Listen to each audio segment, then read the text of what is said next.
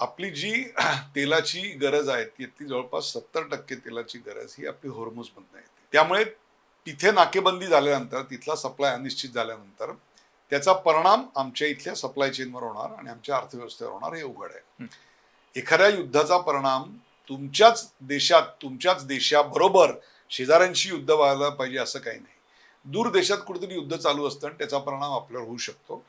तशीच आता अनुभव आपण घेतोय.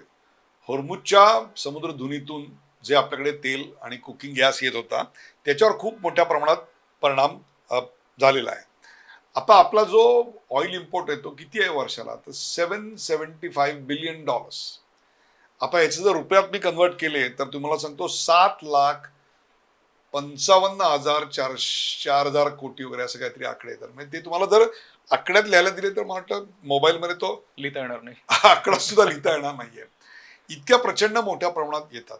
आता याच्यात काय झालं, आपल्याकडे साठा कमी आहे का, तर साठा अजिबात कमी नाही. जे आपल्याकडे साधारणतः 60 दिवस याचा साठा असायला पाहिजे तो 60 दिवस आहे. चीनमध्ये हीच मर्यादा 80 दिवसांवर आहे. इतर अनेक देशांमध्ये ती 60 ते 80 या दिवसांवर आणि अगदी एखाद दुसऱ्या देशामध्ये 100-110 दिवसांवर आहे. So are we safe zone, we are in the safe zone. Same goes with cooking gas. घरी जो आपल्याला गॅस लागतो त्याला लागणारा जो तोही साठा आपल्याकडे मुबलक आहे.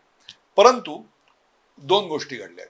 त्याचा जो सप्लाय आहे तो वर खाली होतोय, अनिश्चित होतोय. त्याचं जे पूर्वी सायकल होतं ते सायकल आता तेवढं नियमित राहिलेलं नाही. भाग क्रमांक 1. भाग क्रमांक 2, आंतरराष्ट्रीय बाजारातल्या क्रूड तेलाच्या ज्या किमती होत्या त्याच्यामध्ये प्रचंड मोठ्या प्रमाणात वाढ झालेली आहे.